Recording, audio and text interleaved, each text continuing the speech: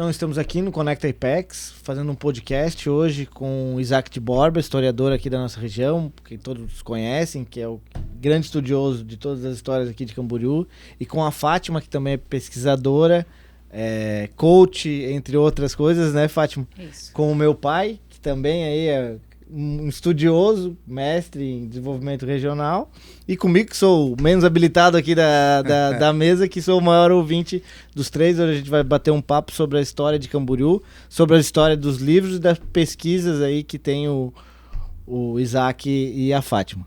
Isaac, tá com a palavra aí para falar um pouco da nossa história de Camboriú, inclusive depois da história de São Tomé, que te cortei, né? Tá bom. Muito obrigado pelo convite, cumprimento.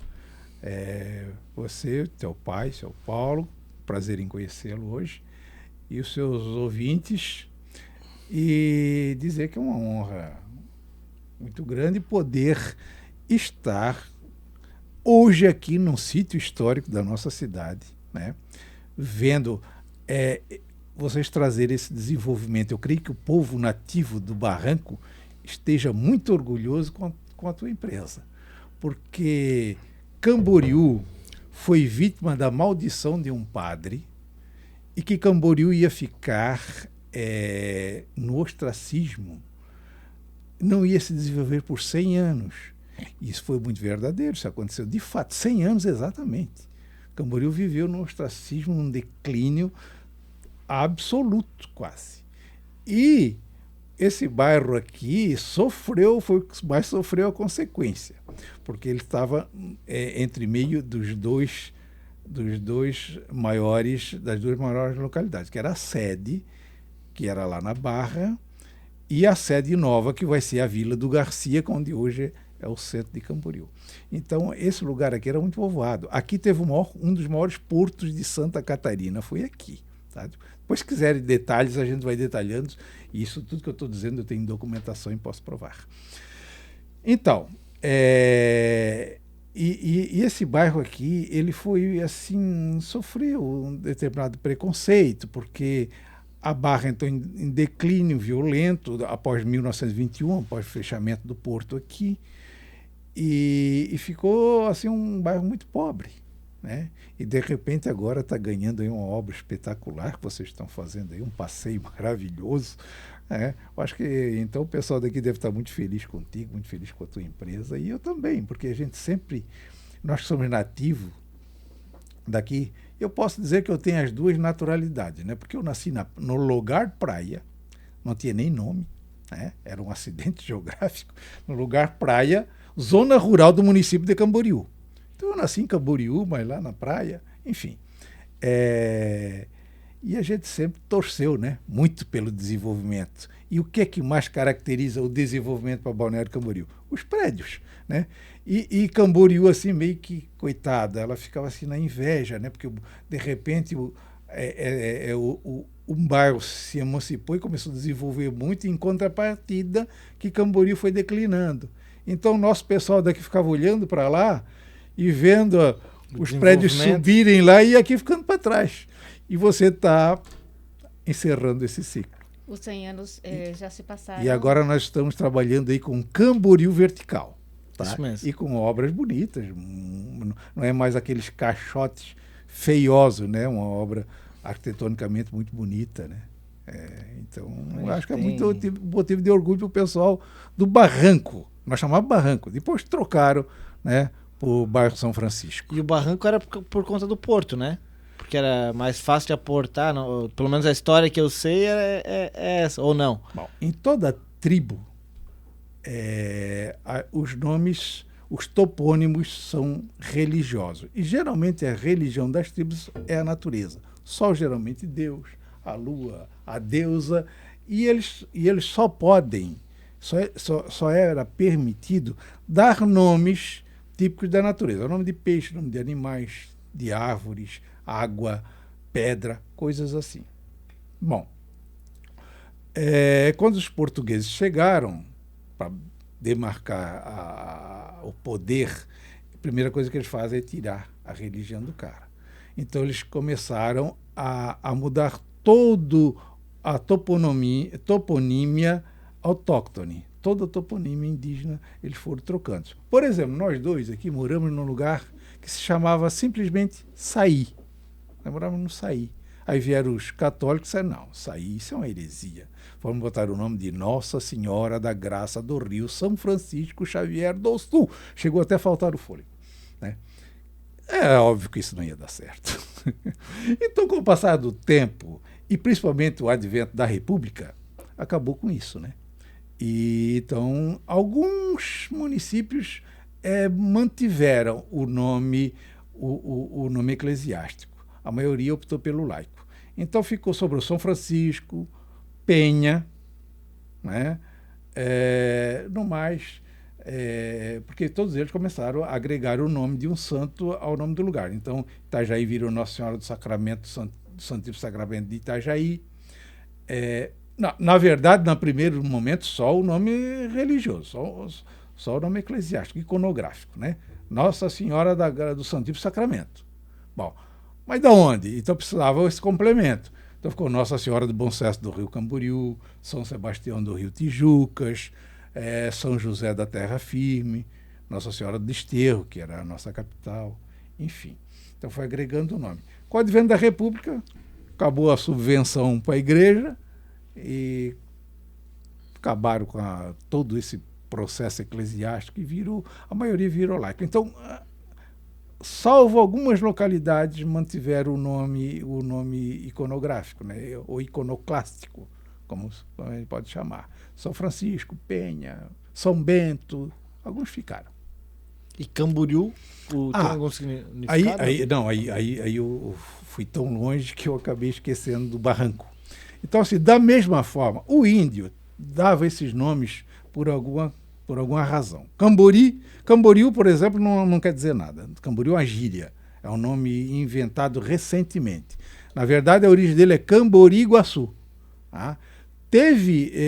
Como era um nome também muito comprido, o próprio índio ele fazia aquilo que nós chamamos, que os gramáticos chamam de metaplasmo, de redução por síncope. Quer dizer, retira do meio da palavra alguma coisa e encolhe ela. Como hoje nós chamamos Florianópolis de Floripa. Então eu chamava o Camboriú de Cambriú. Tanto que o autógrafo da lei, que cria o nosso município, a Lei 1076, cria o município de Cambriú. Porque era o Cambriú. Sempre foi, nos mapas antigos é Cambriú. Para não escrever Camboriguaçu, ou Cambriaçu, ou Cambariguaçu, por causa da linguagem indígena. A linguagem deles é ágrafa, né? Ele não tem grafia. E eles têm um sotaque muito trepidante, né? Então era difícil interpretar isso, transliterar isso. Então o que é que acontecia? Cada um escrevia do jeito que queria. E Camboriguaçu, Açu com 2 S, com C cedilha, com S só. Não havia regras, né? Mas eles sempre davam algum nome pela acuidade visual, né? Relação de causa e efeito. Por exemplo, especialmente aqui na região sul, onde é a base Guarani, as nossas terminações são Tuba, por exemplo. Guaratuba, Imbituba. Quando você vê Tuba, é sul do Brasil, é Guarani. Tuba quer dizer quantidade, né? Imbituba, quantidade de Imbé. Guaratuba, grande quantidade de Guará, Araçatuba, e assim por diante. Então, eles davam aquilo que eles viam na língua dele, Mato Grande, Pedra Alta, mas na linguagem dele. O nosso caboclo da mesma forma. Então, por isso que os nomes caboclos e muitos derivados do tropeirismo é o quê? Volta Grande, Pouso Alegre, Morro Alto, Volta Grande, Pouso Redondo. Então, assim, e também aspecto geográfico. Por exemplo, a sede, nosso Camboriú, a cidade era lá onde era Barra. Nunca foi chamado de Barra, nunca em momento algum.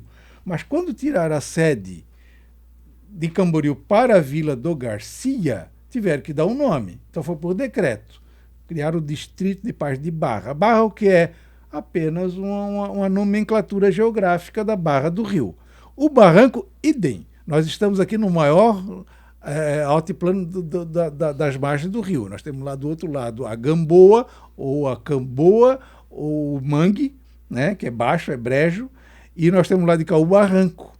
Então, por isso era o barranco. E nesse barranco foi feito um dos maiores portos de Santa Catarina. Mas aí as pessoas perguntam, mas não era Itajaí?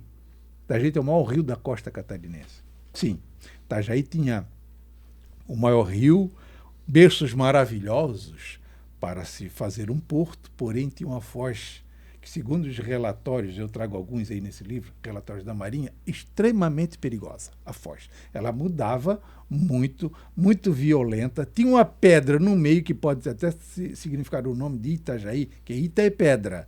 Jaí, aí tem várias hipóteses. Mas uma pode ser essa pedra que tem no meio do rio Itajaí. Então, você podia até entrar com o navio, mas não sabia quando poderia sair.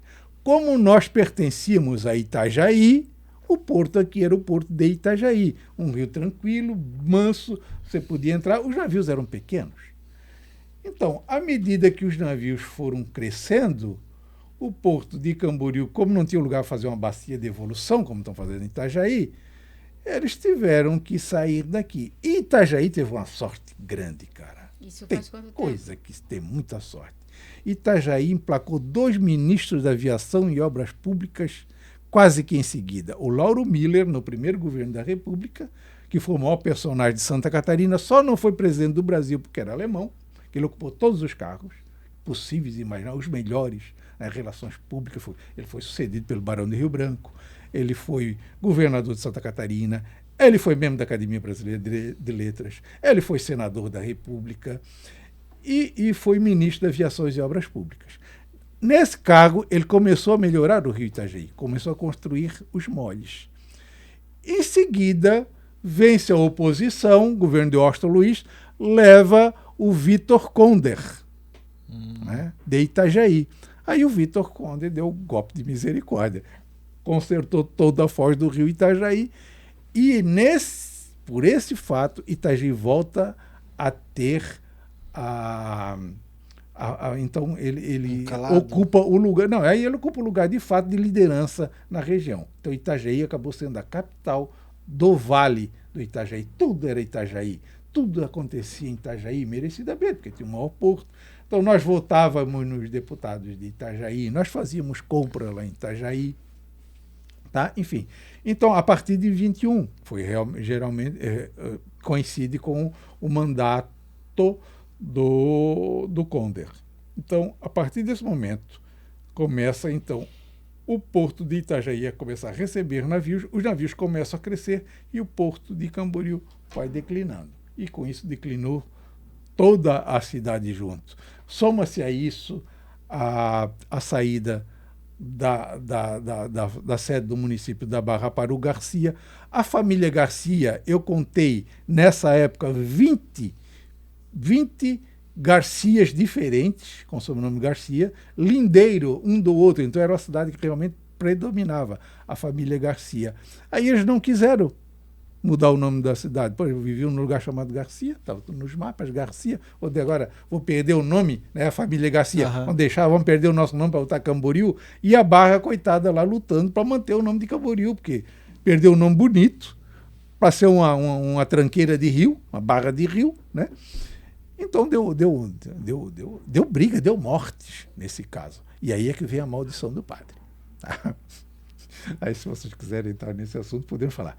Mas, então foi isso. Então, houve esse declínio violento dessa nossa região, sul do Rio aqui, e Camboriú, e justamente nessa fase vem a praga do padre João Rodrigues de Almeida, que foi muito verdadeira e realmente aconteceu.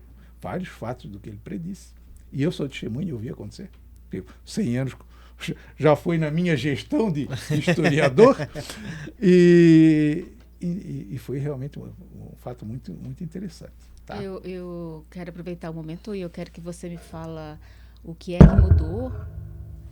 O que é que mudou em Camboriú? O que aconteceu? Quero que você fale sobre o prefeito e a partir de quando Camboriú começou a ser abençoada. Cabe falar da maldição aí, Zé. Agora já deixou, senão todo mundo vai ficar curioso. Então vamos lá. O Brasil, nós estávamos vivendo a monarquia. Tá?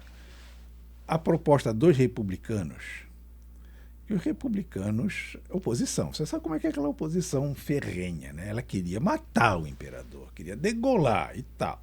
E o Deodoro ali, sempre mais moderado, né? De centro, do centrão, né? Enfim. Então, a proposta dos republicanos do Brasil, a proposta da libertação dos escravos era nacional, né? Também os nossos daqui também, os nossos republicanos daqui também. Eu creio que se eu fosse daquele tempo... Hoje eu me sinto um monarquista. Eu sou fã de Dom Pedro, Dom João, Dom Pedro II, para mim foi o melhor. Mas eu acho que se eu estivesse vivendo naquele tempo, eu acho que eu também seria. Porque era uma coisa assim que a gente... que parece que estava realmente na cara. Assim, o Dom Pedro já estava muito velho... E ficava aquela propaganda o tempo todo da imprensa, né, que tem que mudar de regime, é uma coisa moderna, a República e tal. Mas nós tínhamos um padre aqui, chamado João Rodrigues de Almeida, e esse padre, desculpe, ele era muito monarquista. E a maior liderança política, o Manuel Anastácio Pereira, ele foi um dos maiores lideranças de Santa Catarina da República. Tanto que ele fundou aqui em Camboriú o primeiro partido republicano de Santa Catarina, dia 1º de maio de 1887. Eles fizeram essa reunião lá no Encruz do Braço, não sei se vocês conhecem, lá no Encruz do Braço, onde vai por cá. Tinha uma casa amarela antiga de madeira, foi naquela casa. Por quê? Que eles fizeram lá, porque lá era um encruzo onde todo mundo passava por ali e estava longe do reduto dos monarquistas, que era Barra e Praia. Então fizeram essa reunião lá e resolveram, e era a proposta deles, além era a bandeira deles, a libertação dos escravos e a transferência da sede da matriz para o Garcia. E só não transferiram porque o padre João Batista de Almeida segurou no osso do peito essa onda. Aqui não tira, enquanto permanecer a monarquia, não tiraram mesmo. Os republicanos assumiram, fizeram uma festa para Viva a República, jogaram o chapéu para cima. Houve até soltaram foguetes, está no jornal, jogaram o chapéu para cima, gritaram urra, urra, hip, hip, eles faziam isso, não sei se você lembra dessa expressão. Tem nos filmes. E viva a República, viva a República. Aí, até os monarquistas todos aderiram, não tinha mais o que fazer também. E na segunda reunião já vem o decreto do Lauro Miller, esse tal, foi governador nomeado, ele anulou a Câmara, destituiu a Câmara. Então, aqueles caras que deram viva o governador, viva a República, viva o governador Lauro, foram todos demitidos.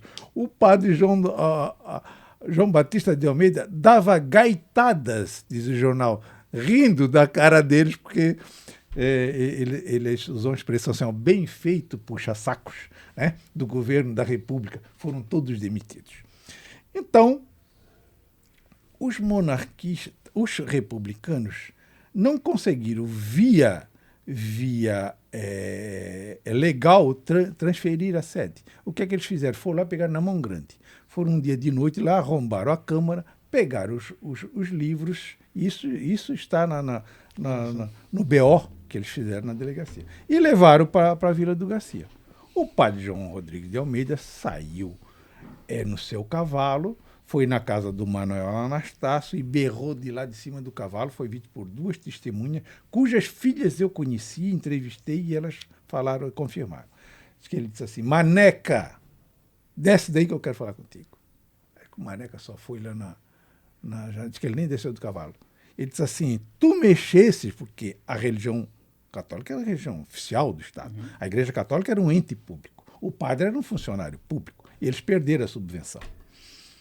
Tu mexesse na obra de Deus, tu mexesse onde tu não podias ter mexido, tu mexesse não comigo, mas com Deus, aquela coisa, aquele discurso de padre. E ele disse assim: eu te amaldiçoo, tu e até a 3ª geração, vais morrer comido de bichos, os bichos vão comer. Aquela mesma sentença que é da excomungação. que os vermes comam teus olhos, que a língua se prenda à boca. Ele fez esse discurso para o Manuel Anastácio. Naquele dia, o Manuel Anastácio caiu de cama, ficou 9 meses com uma moléstia cancerosa, morreu num estado lastimável de cadavérico. Ele, como foi até a terceira geração, o terceiro eu conheci. Eu vi no caixão. Coisa, né? Eu vi. O filho, o neto. Tá? E Camboriú realmente entrou num declínio tremendo. Várias coisas concorreram para isso. Tá? O porto saiu. Perderam depois a praia de Camboriú. A comarca foi para lá. O cinema fechou. A BR-101 saiu dali de dentro. Imagina hoje a cidade de Ilhota perder a BR. Né? Assim era. A BR passava aqui dentro. Tinha movimento todo dia. Quer dizer, de um dia para o outro, inaugurou a BR, de um dia para o outro, o movimento parou. O orçamento de Camboriú, de 64, que era dessa grossura, a de 65 ficou 2 folhinhas assim. Houve o êxodo rural em massa, todo mundo foi embora. Isso virou numa tristeza. Muito bem. Quando fez 100 anos exatamente, o quarto neto dele assumiu a prefeitura, ganhou as eleições, criou-se o evento dos Gideões, tanto que no meio evangélico, você fala Camboriú, é lá. É lá. Se tu falar por aí no mundo, qualquer lugar, você falar Camboriú, eles pensam balneário. Sim. Mas para os crentes, principalmente os assembleanos, o que é Camboriú? Camboriú é lá. Tá? Fizeram o centenário, Camboriú tornou-se uma cidade internacional, fizeram o Congresso Internacional dos Gideões, vinha gente do mundo inteiro aqui. E Camboriú começou, e está essa loucura que está aí, que vocês estão vendo hoje. É trânsito, é crescimento, é prédios, enfim. Então, eu posso te dizer que eu fui testemunha dessa praga do padre João Rodrigues de Almeida, e teve outra, tá? Eles transferiram a sede política. A sede religiosa continuou na Barra. E só foi virar. E tem uma coisa, e como foi muito certeiro, ele praguejou para o homem ficar de cama e o homem caiu de cama, lógico. Houve um temor tão grande que eles só não devolveram. Eu tenho um testemunho de um homem da época aqui, que eu cheguei a conhecer, alguns, eu comecei a minha pesquisa nos anos 70. Ele disse assim, só não transferiram, só não devolveram por vergonha, tá? Porque nada mudou, tá? Nada mudou. Então a sede continua na Barra. Eu conheço todos eu li todos os livros da igreja. Tá? Eles continuam batizando aqui na matriz de Nossa Senhora do Bom Sucesso, tal.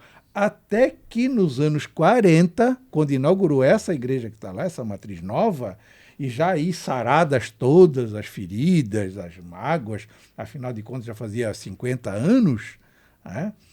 Veio até a Madre Paulina, veio para a inauguração. A Madre Paulina veio para a inauguração da anterior. Da anterior, 1990. Essa aí já é a nova. Foi em 1940.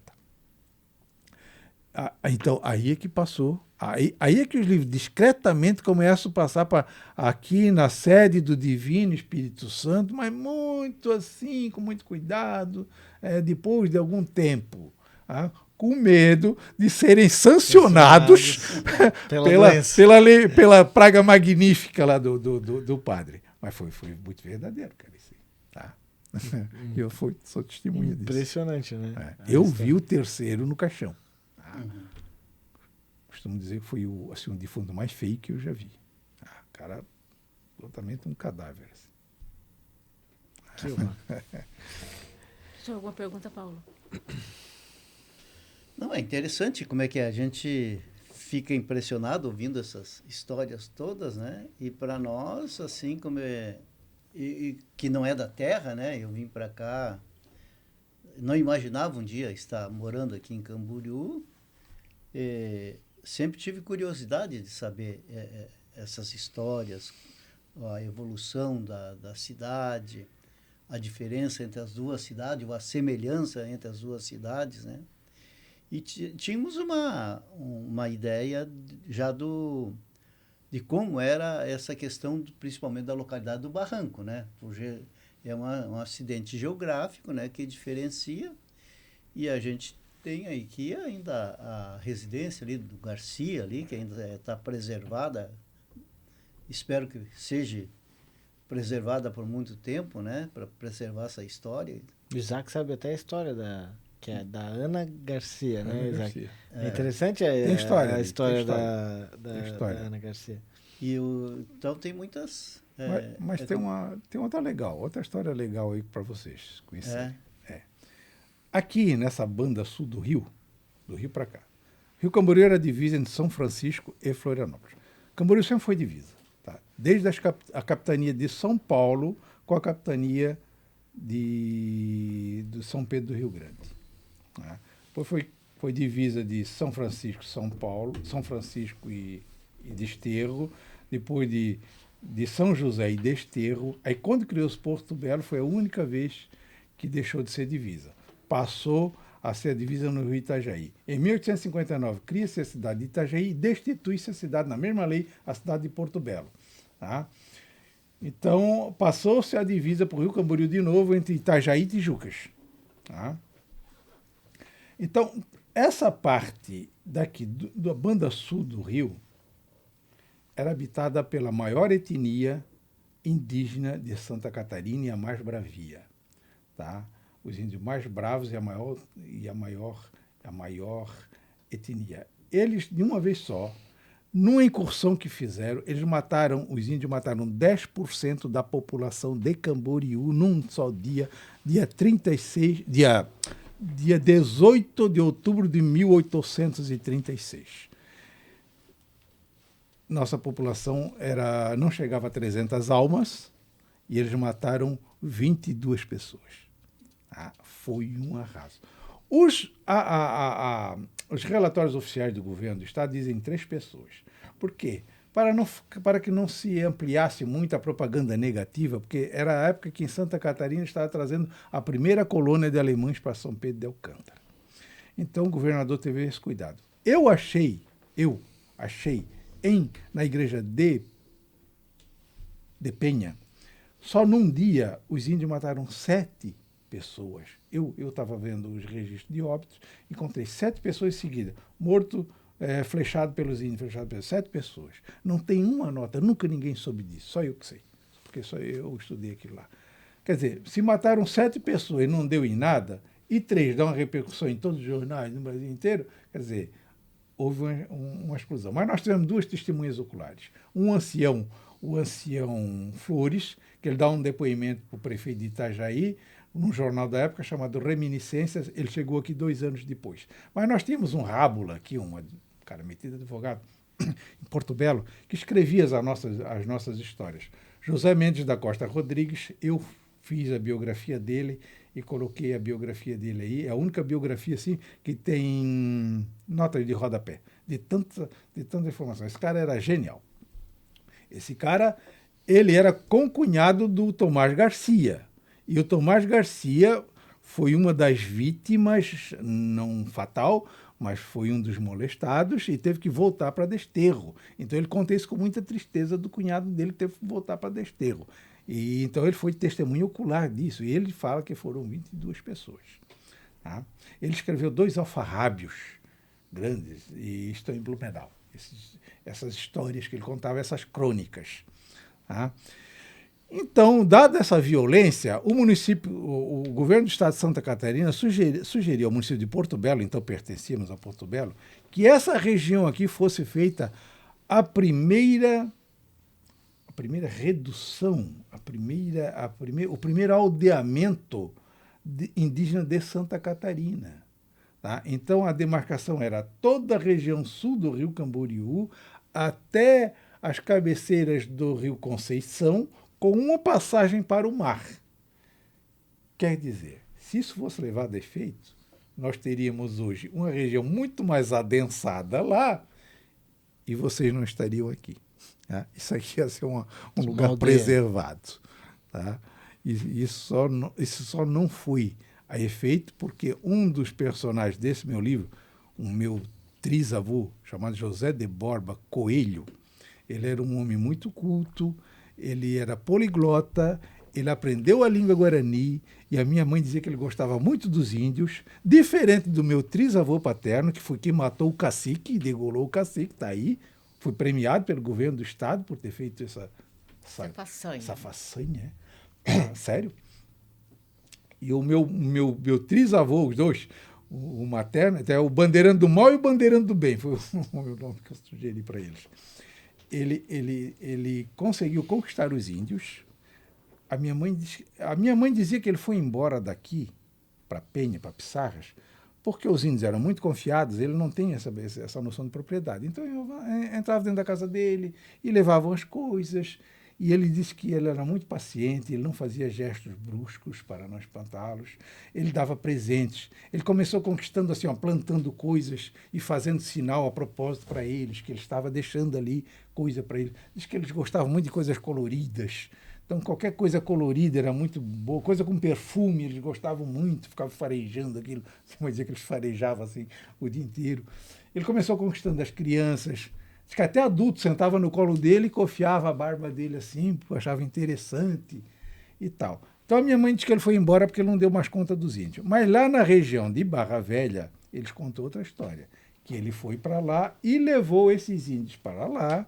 Está na história de São João de Itaperiú, história de Barra Velha. Estou forçando muito, né? Então, ele levou esse pessoal para lá e livrou Camboriú de ter um aldeamento aqui. Foi isso. Então saíram daqui e foram para Barra Velha. E hoje, tem lá em Barra Velha? Alguma... Eu creio que não. Eu creio que eles foram deslocando, eles foram subindo. Então foram para Ibirama, eu creio. Foram para Blumenau, sofreram muita perseguição. Lá José Botê, do lá. doutor Blumenau, foram lá para José Botê. Entendi. E os do Morro do Cavalo? Chegaste a estudar alguma vez? Que tem essa grande celeuma com relação ao Morro do Cavalo? Lá eu não fui. Eu fui mais aqui na Mibiguaçu. Fui ali. Um pessoal muito bacana. Eu gosto deles, assim. Mas eu também não creio que sejam eles, esses. Eu acho que são mais os do Zé Botê. Acho que eles foram subindo, foram a perseguição. Eles foram subindo. E estava em Blumenau, né, quando o doutor Blumenau chegou. Até tem uma lenda muito bonita, tu que gostas de lenda, né, que o doutor Blumenau perguntou para o cacique, de quem essas terras aí? Aí o cacique disse, isso é das águas. Bom, então não tem dono, é das águas? Não, então das águas é minha, não tem dono. Aí ele fez lá. E eles ficaram lá no alto, num lugarzinho bom, na Itupava seca, lá em cima. Itupava seca, lá em cima. Aí que quando veio a enchente, aquilo ali reservava para as águas, não ocupava. Era as águas. Aí o Blumenau foi lá, fez a vila dele ali, aí quando a água veio, tomou tudo. Diversas vezes. Já. Eu fiz um estudo sobre algumas etnias e dizem que a cada 6 anos eles mudavam de local. No 7º ano eles mudavam de local. E aí perguntaram, mas por quê? Eles diziam que a terra tinha que descansar. Então, antigamente, eles eram nômades. Eles ficavam um tempo numa terra, mais ou menos 6 anos, né? Não tinha tanta noção, e mudava para outro local. Eu achei isso aí super interessante, que no 7º ano eles deixavam a terra descansar. E outra coisa também bem interessante, que eles caminhavam sempre na direção do sol, era o caminho do sol, e eles eram guiados também pelas estrelas. Isso hoje parece lenda, mas isso já foi real um dia. Eu achei isso muito interessante. Mas então isso é possível. Mas isso caso eles fossem sedentários, né? Porque a maioria eram coletores, não plantavam. Isso é uma tradição também do caboclo, né? Por 7 anos ele tinha que deixar a terra descansar, porque não tinha essa tecnologia que nós temos. Eles botavam fogo na mata. O alemão é que vem ensinando para não botar fogo no mato. Deixa o mato aí apodrecendo, que vira adubo. Os nossos caboclos não sabiam disso, tacar fogo, né? Aí, male, eles iam lá nas cinzas e botavam uma semente de pepino ou qualquer outra coisa que gosta do potássio, ou bananeira, e acabava dando bem. Então, eles achavam que aquilo ali era importante, era bom. Hoje eles ainda mantêm essa questão da tradição. Hoje eles estão mais sedentários. Eu tive essa semana ali na aldeia Iacaporã, em Garuva, e a Lídia me levou para ver uma plantação de milho. E ela me disse, esse é o milho verdadeiro, esse é o milho guarani, esse é o milho branco. E aí, conversando com o jovem da aldeia, o jovem me disse o seguinte, que eles vão de aldeia em aldeia fazendo a troca de sementes. Ou seja, essa que é chamada aquelas sementes crioulas, né? Que são aquelas sementes que não foram modificadas geneticamente, digamos assim, mais ou menos isso. Tem gente que coleciona milhos de diversas cores, né? Sim. Tem diversas cores. Milho roxo, cada um mais lindo que o outro. Isso também tem a ver com a facilidade, né? A questão de tecnologia. Hoje a gente dispõe dos equipamentos agrícolas para trabalhar o solo. Naquela época, o fogo era uma melhor forma de... É a coivara que se chamava, né? Então, daí tu plantava, limpava uma área, queimava, estava pronto para o plantio, né? Só que tem essa questão do esgotamento da terra, que logo, se não é reposto nenhum fertilizante, nenhum adubo, tirou o natural que tinha com o fogo, ela esgota, né? E já que entramos nesse assunto, o que atraiu a população primitiva para Camboriú foram as propagandas das terras ubérrimas de Camboriú. O meu atlas, ele demonstra assim, uma coisa interessante, assim, um dado muito certo, que o principal emissor para Camboriú foi Desterro. Tá? E ele é um atlas demográfico, histórico, geográfico e demográfico. Mas a ideia principal é demográfico. Mas como ele coloca as pessoas nos seus lugares, nos seus bairros, vira geográfico, e por adentrar em determinado período do tempo, ele se torna histórico. E uma coisa interessante que o mapa traz são 95 localidades diferentes que eles se abrigaram em Camboriú. 95. Algumas delas extintas. E vocês vão se surpreender aonde é o primeiro lugar onde mais atraiu as pessoas. Tá? Um lugar que praticamente... O nome já não existe mais há muito tempo. Né? E vocês hoje não vão acreditar que ali foi o lugar mais habitado, mais atrativo, onde foram negociadas as primeiras e as maiores e as melhores glebas de Camboriú. Né? Um lugar chamado Vargem Grande. Né? Nunca viram falar, né? A Vargem Grande hoje é fácil de vocês localizarem. Essa região, esse arrozal todo que tem aí, onde há uma promessa de fazer uma captação de águas, como é que chama? Parque Inundável. Parque Inundável. Então, toda essa região ali, aquele arrozal bonito que você vê lá para... Isso tudo ali era Vargem Grande. Por que atraía eles? Porque era uma terra de brejo, portanto, uma terra forte, terra boa. Que eles achavam. Eles só faziam envaletamento, secavam a terra e tinham uma terra boa. Naquele tempo, eles não tinham tanta condição de aparelhagem mecânica, né? Então era tudo muito manual, isso era interessante. Numa época, nós vivíamos numa época em que a agronomia, a agricultura, era a matriz econômica principal do nosso estado. Por isso que as pessoas acham hoje em dia que Camboriú, Balneário Camboriú, é grande por causa de praia. Não, praia era um lugar mais... Era o último lugar que uma pessoa queria morar. Né? Era um lugar, eu já falei naquele dia aqui, era um lugar para se botar lixo, esgoto. Por quê? Eles procuravam terras para plantar. Então, a praia não era esse lugar. Principalmente o Balneário Camboriú, era um lugar de muita terra podre, muita lagoa, muito arroio. Né? Nós temos 7 lagoas saindo na praia, 7 grandes lagoas. O centro de Balneário Camboriú é praticamente uma lagoa. Então, eles vieram para Camboriú. Então, Camboriú ficou com a base agrícola por muito tempo e rejeitava o turismo. O turismo era uma coisa de prejuízo. O turista era um sujeito arrogante, que exigia estradas boas, exigia água e não dava nada em troca. Então, quando se deu a emancipação do Balneário Camboriú em 64, Balneário Camboriú foi criado em abril, dia em abril de 64. Veja bem, foi instalado dia 20 de julho, mas foi criado em abril de 64, logo depois do regime militar. O regime militar investiu pesado no agronegócio. Acabou com o minifúndio, com o agricultor, com o pequeno agricultor, que era a base da economia de Camboriú. Então, querido, aí é que danou-se tudo. Aí é que Camboriú entrou numa falência coletiva, porque o agronegócio agora acabou com o pequeno agricultor de Camboriú. Camboriú via do minifúndio, do pequeno agricultor. Então, mais uma razão para o declínio de Camboriú. Então, houve um grande êxodo rural aí em 64, pós-64, tá? Até os anos 70, o pessoal foi para Joinville, a maioria para Joinville, para a indústria. E, Isaac, como é que foi essa divisão dos municípios? Por que se deu isso? Como é que foi essa história?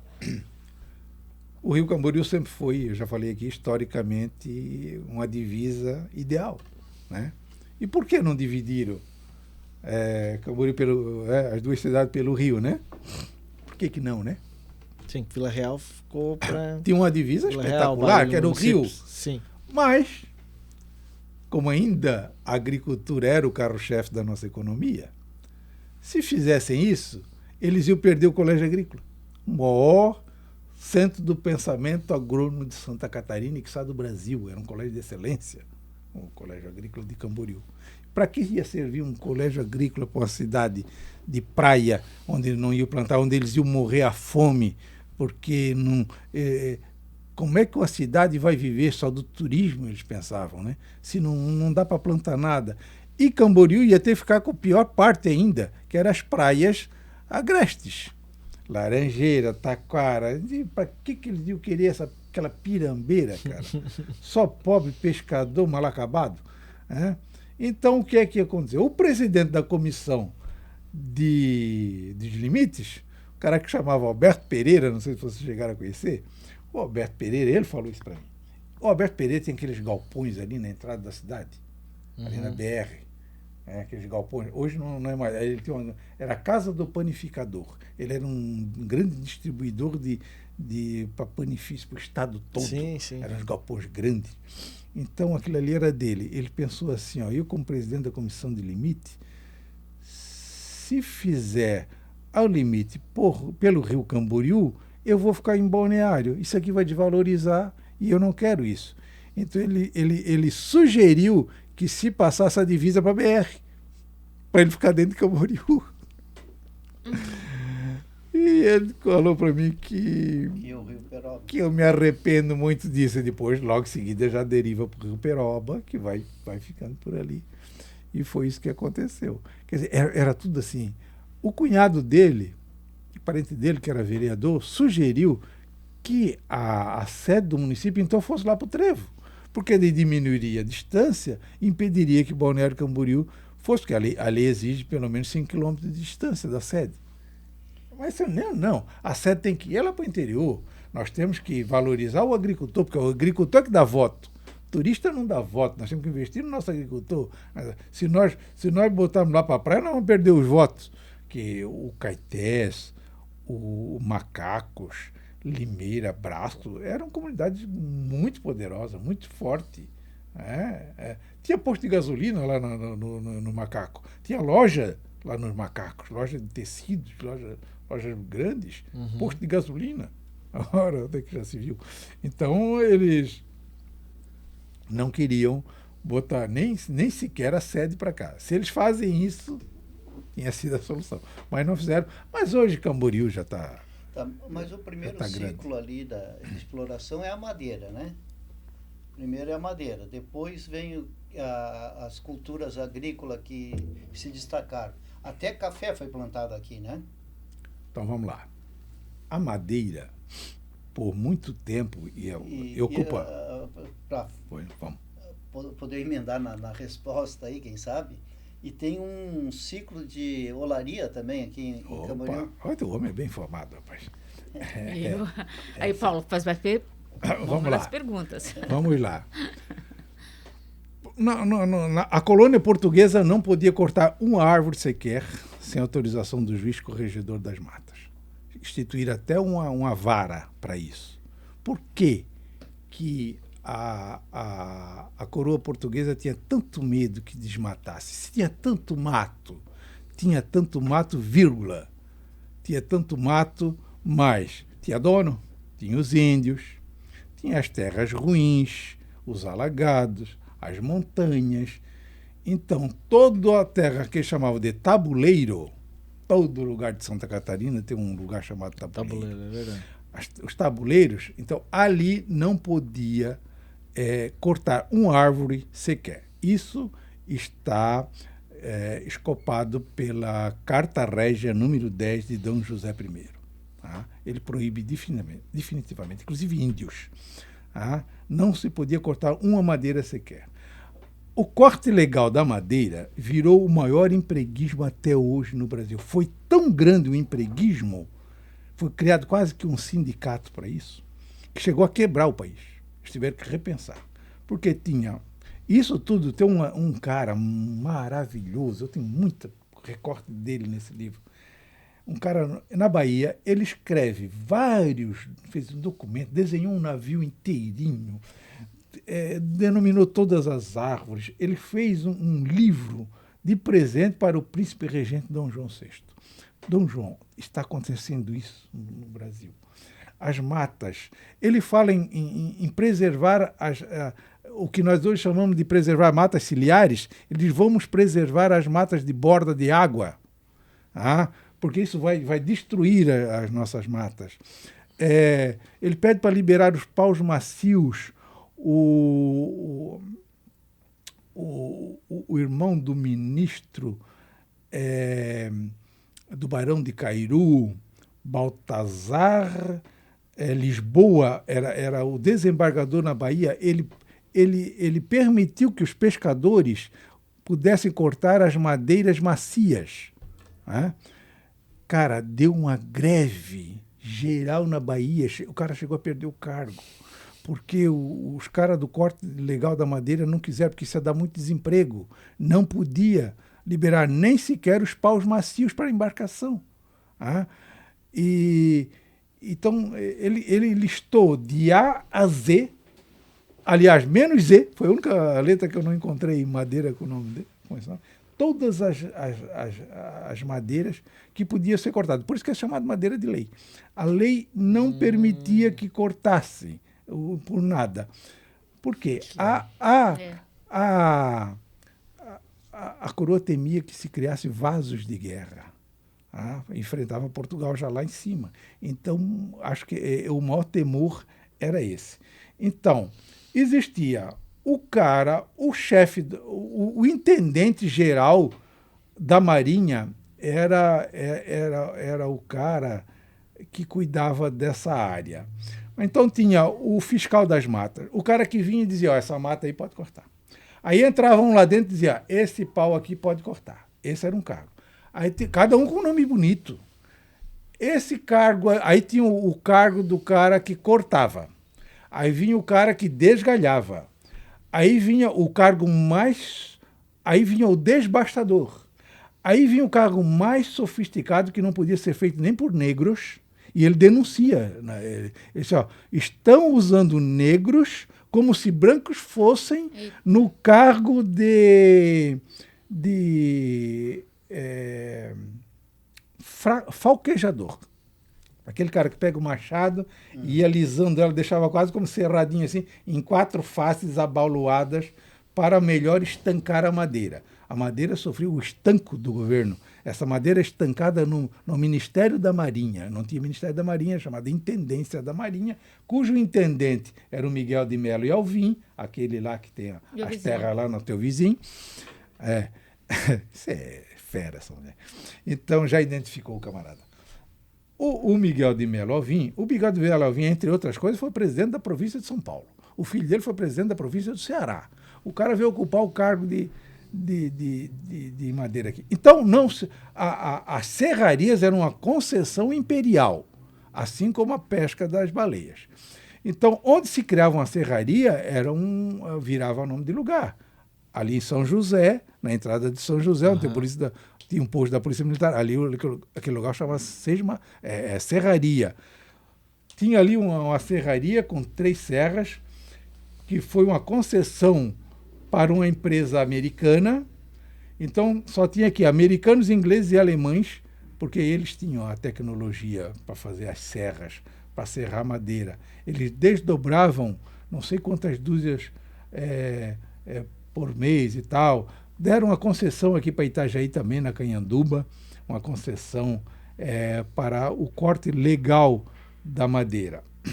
Então, foi assim a vida toda.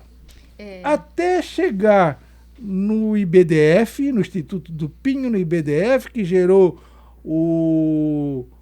aquela sigla doida que criaram aquele ministério, que hoje é o ministério, virou no ministério. E para todos os efeitos, até hoje é proibido cortar madeira, para todos os efeitos. Você não pode chegar ali e ficar derrubando tudo. Acontece, mas então o Instituto do Pinho até criou-se por causa do pinho de Santa Catarina, que foi cortado muito pinheiro. Então, houve isso também. Aí criou-se as marchas das fundações, porque Santa Catarina precisava ser povoado por causa da cobiça dos espanhóis. E como é que nós vamos povoar, trazer os açorianos sem desmatar? Criou-se uma máfia do roubo das madeiras, tá? Comandada pelo governador João Albuquerque Melo, comandada pelo João Miguel de Melo Alvim, da Intendência. Olha que 3 caras fortes. E o homem mais rico de Santa Catarina, Anacleto José Pereira da Silva, um armador, tinha vários navios, eu tenho toda a relação dos navios deles aí. Ele entrava aqui em Camboriú, ele patrocinou o Tomás Garcia aqui.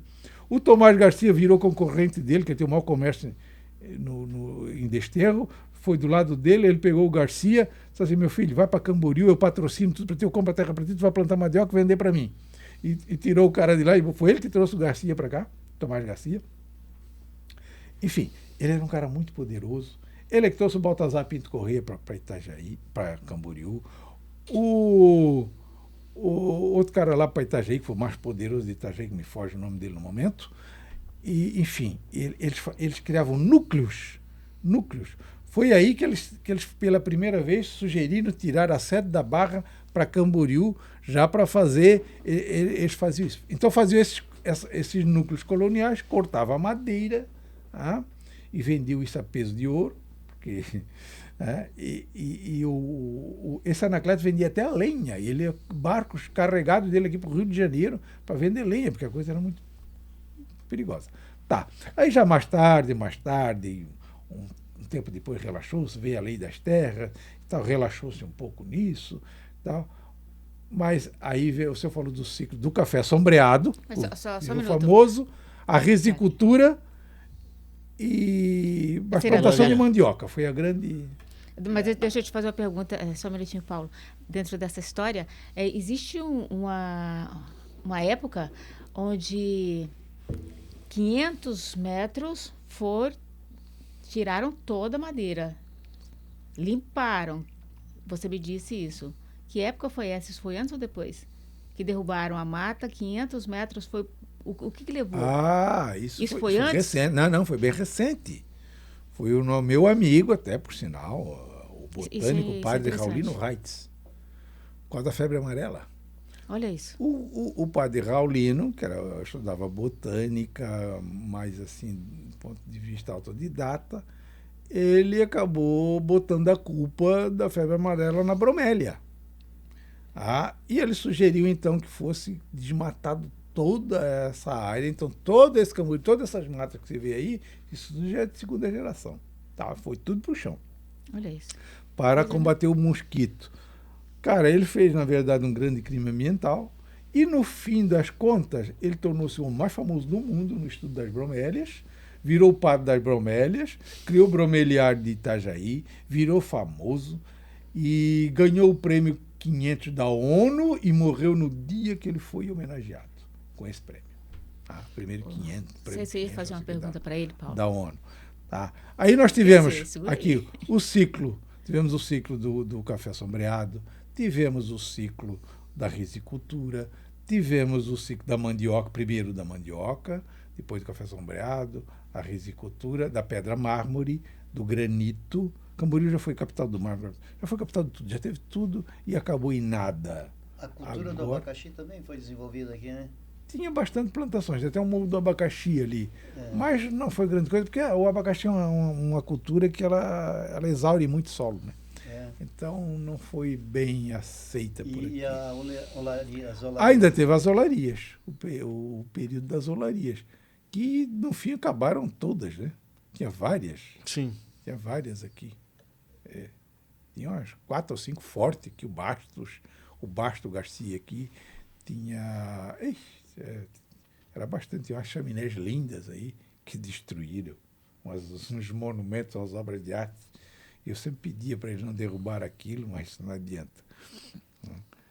Então, foi esses ciclos aí.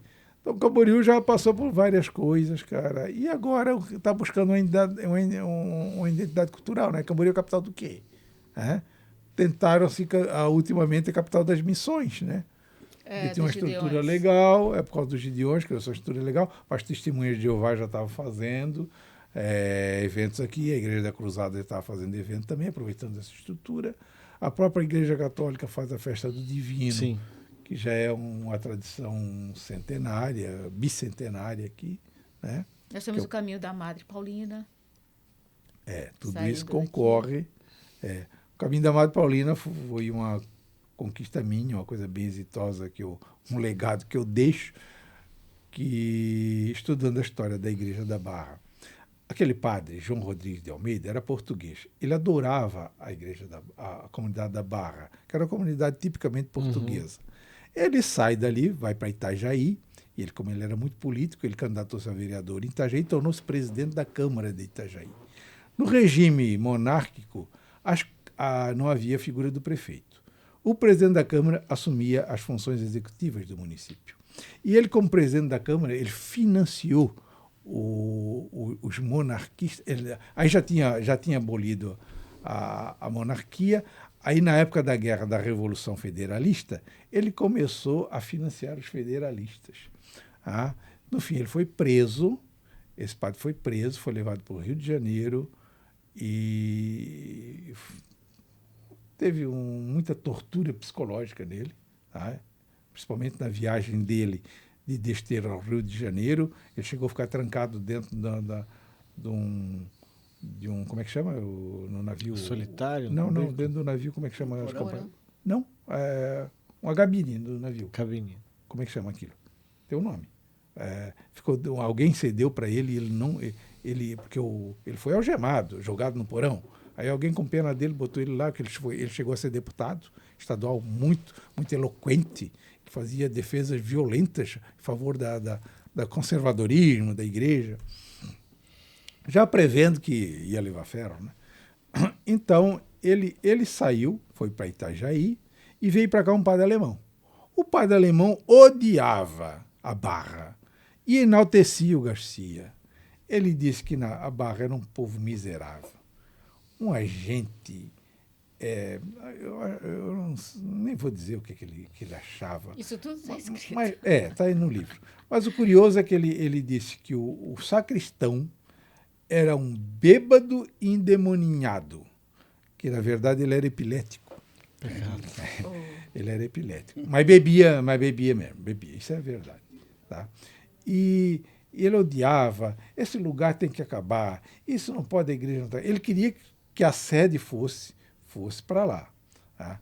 Mas, porque ele achava que mas o povo de Camboriú estava com medo da praga, porque foi testemunha, mas ele achou que a praga do colega, a dele podia ser igual, e que nada disso ia acontecer, que ele... Aí ele criou muita fake news, mentiras, ele mente, assim, para o arcebispo, nas cartas, ele mente num panfleto, quando ele diz que a igreja de Camboriú tem 50 anos, vai fazer 50 anos, é mentira. 50 anos é a igreja da Barra que tem. Ele vai inaugurar essa igreja e ele trouxe a banda de Nova Trento para inaugurar a igreja. E convidou o padre de lá. E o padre veio para inaugurar, eles vieram. Rapaz, é do meu tempo uma banda ser um atrativo. Eu me lembro que a Itajaí tinha uma banda, a Assembleia de Deus, quando vinha aqui. Era um evento a banda de Itajaí. Agora imagine em 1890. Vinha uma banda, e Nova Trento já tinha essa banda. E essa banda vieram em carro de bois, sofreram uma tempestade muito grande, estragou até alguns instrumentos, que o relator da comissão pede que o município indenize. Né? E entre eles veio as 3 jovens, inclusive nem era a Paulina, ele dá o nome dela mesmo, a Mabel, né? Ela nem era madre ainda, não sei qual era o cargo dela, freira, sei lá. As 3 jovens do Sagrado Coração de Jesus, acho que é uma coisa assim, que é a entidade que ela servia. E então foi assim, ela veio a pé caminhando aqui pela estrada, pela Itapema, aí, pelo Morro do Compra Tudo, e fez essa peregrinação. E baseado nesse documento, nessa história, nós criamos o Caminho de Santa Paulina, inauguramos, com muita gente. Hoje, não sei, mas o último relatório, assim que deu essa questão que o pastor Cisino morreu, veio a epidemia, aí, e parece que o Gideões parou. Então, não sei se o relatório é desse tempo, só sei que o Caminho de Santa Paulina, segundo o relatório da Secretaria de Desenvolvimento Econômico, foi a maior renda de turismo de Camboriú foi o Caminho de Santa Paulina, virou lei estadual, virou lei municipal, e hoje já tivemos gente da Alemanha, da Itália, veio uma caravana do Ceará, só de padres, fretaram um avião e vieram, parece que 15 padres, fizeram esse caminho, e continua, o pessoal continua fazendo aí, eles ocupam que era realmente um projeto assim, de geração de emprego e renda. Então criou-se hospedagem, nós fomos nas casas das pessoas, A gente já fez, já. Convencemos as pessoas a hospedar as pessoas, criamos nele essa simpatia, vai passar Romeiro, vocês atendem os Romeiro. Eu tenho até um testemunho muito bacana de um tal de Marcelino. Na estrada ali tem um cara muito rico, o Pedro Paulo, ele pegou uma estufa de fumo e fez uma decoração, uma coisa muito linda. E um dia viu um dia de chuva escurecendo, ele viu um cara todo enlameado, em direção, ele deu a ré na Pajero dele e perguntou para o cara, onde é que estás indo? Ele disse, eu sou um peregrino, eu vou a Santa Paulina, eu ouvi falar, estou tentando fazer o caminho de Santa Paulina. Ele passou a mão na chave dele, na mansão dele lá, daquele negócio lindo que ele tem lá. Só pega aqui e te hospeda lá. É assim, em tal lugar, tu entra, pode te hospedar lá, dorme lá e no dia seguinte tu vai. E o Pedro Paulo, eu tinha ido fui lá, conversei com ele. A primeira turma que nós levamos de inauguração, a 13 pessoas, que era o que comportava na pousada que ele queria fazer, cara, ele deu um jantar para nós. Esse é o bom samaritano, né? Champanhe, vinho que eu nunca tinha visto na minha vida. Fez um jantar mais caríssimo para nós, que o que nós pagamos para ele não pagava nem uma garrafa de vinho daquela. Um cara muito rico, muito bacana, muito querido. Depois ele fizemos outra e eu fiquei hospedado lá também. Eu sempre ficava na suíte principal, né? na estufa. Muito linda, a estufa dele é uma coisa mais linda do mundo. É uma decoração. O cara tem um bom gosto danado. E ele foi para lá. E por acaso, nessa outra vez que eu voltei, ele contou assim para mim, en passant. Uma vez eu encontrei um peregrino aí, o cara ia todo mal acabado, todo de lameado, eu fiquei com pena dele, rapaz. Aí até dei a chave para ele dormir aqui. Se tu fizesse isso, não. Chamou, não, dei a chave, como é o nome do menino? Marcelino. Eu tenho até o telefone dele. Eu digo, me dá o telefone dele. Eu peguei o telefone do Marcelino, liguei para o Marcelino de Joinville. Cara, o Marcelino deu depoimento chorando assim para mim no telefone, chorando. Cara, que coisa mais impressionante, coisa mais linda da minha vida. Eu nunca vou esquecer, Isaac. O cara rico, o cara numa Pajero, e eu todo enlameado, todo sujo. Ele me dá a chave da suíte dele. Cara, eu nunca vi ninguém fazer. Ele disse assim para mim, depois, quando tu acordar, deixa a chave assim, em tal lugar, lá em cima do muro, que depois eu vou lá, eu pego. Aí, isso não existe, cara. Isso não existe. Ele para mim, eu digo, era emocionante, cara, o testemunho do cara.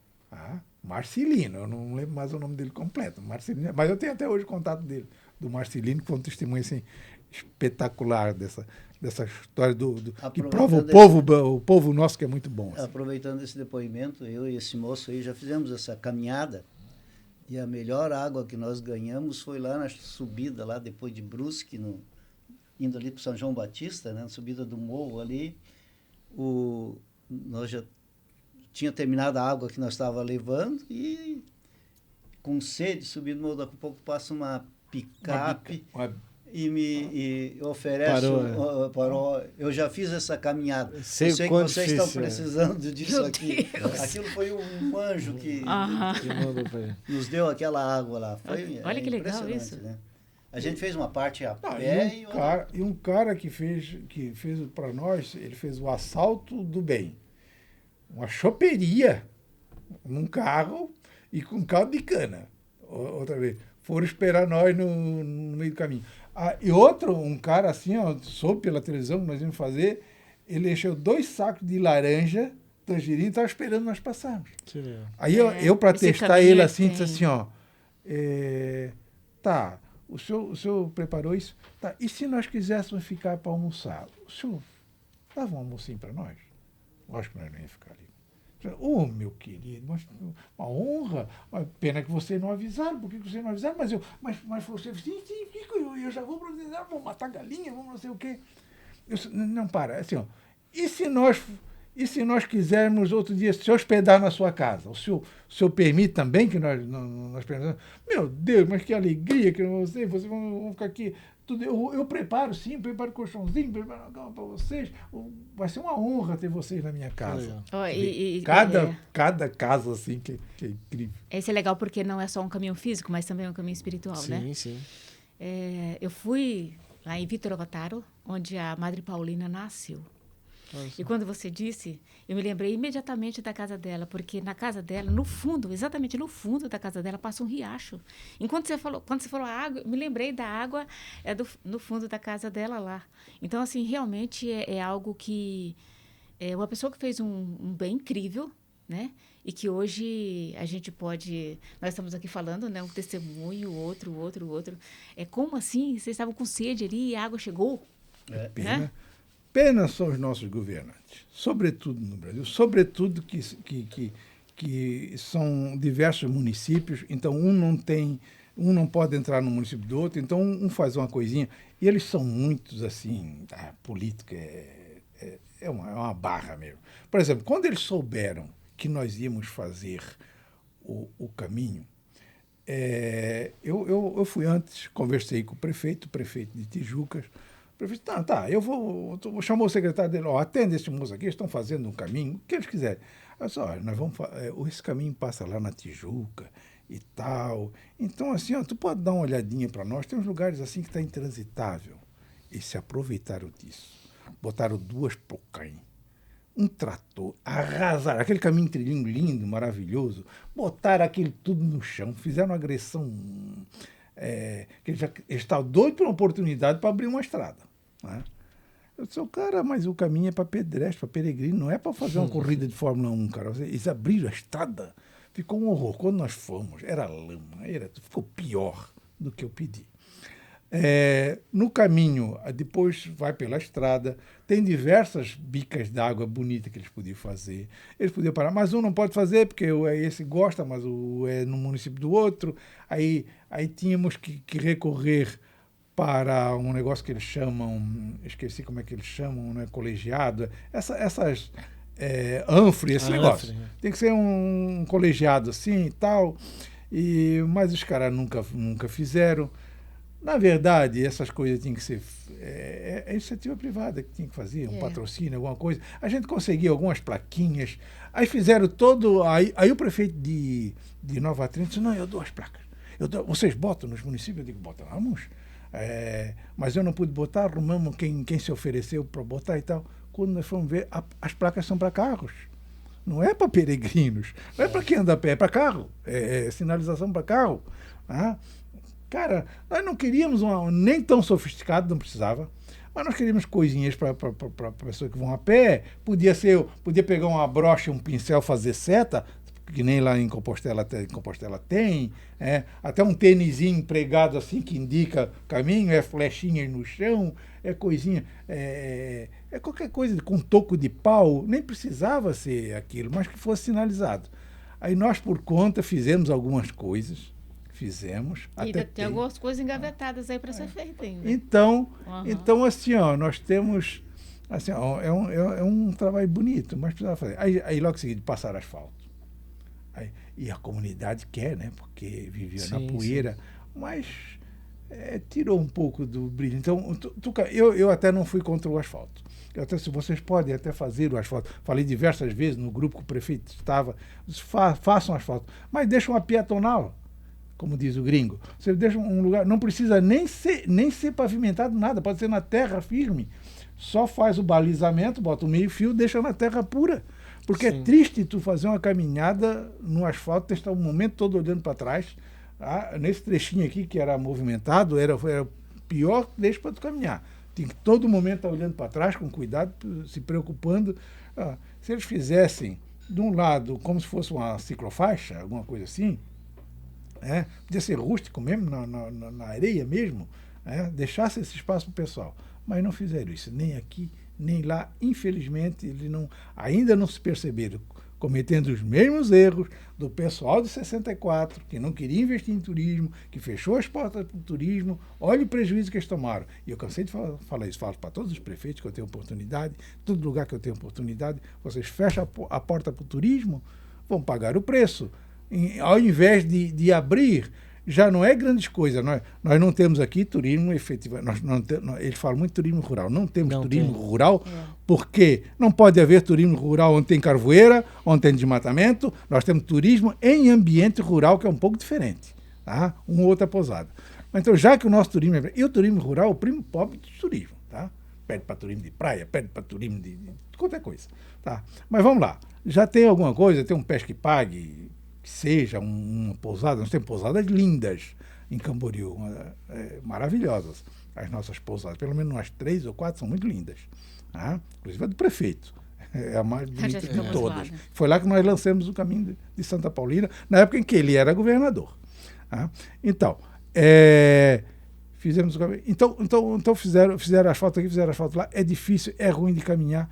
Então precisava alguém realmente com essa consciência, ou que fosse um deputado, que fizesse uma indicação para que fizesse esse melhoramento, que é quase custo zero, gente. Fazer uma trilha pelo lado do asfalto para as pessoas caminharem.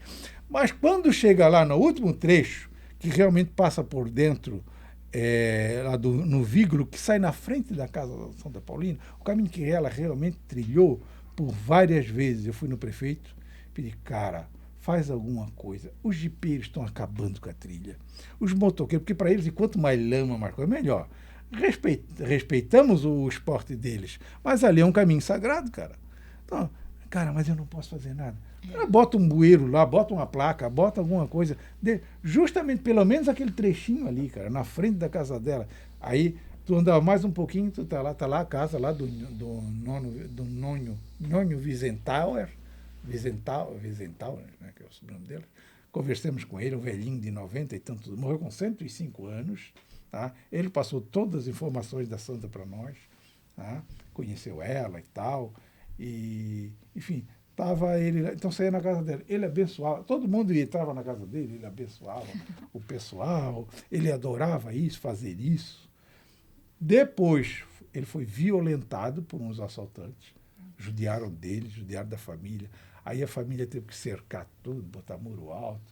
Quer dizer, acabou perdendo muito do encanto. O lugarzinho ali é lindo, maravilhoso. E sem contar que a história da madre ela é muito bonita. Quando eu fui na Itália, eu fui para isso, fui exatamente para isso nesse lugar. Eu fui lá em Vitor Vataro. Olhar, estudar, pesquisar. E quando você chega na casa dela, 50% de tudo que está lá é do Brasil. A nossa bandeira está lá, é a coisa mais linda de se ver. Realmente aquilo me emocionou. E eu também fui em Trento, porque a intenção era fazer a cidade irmãs, né? Trento, Nova Trento.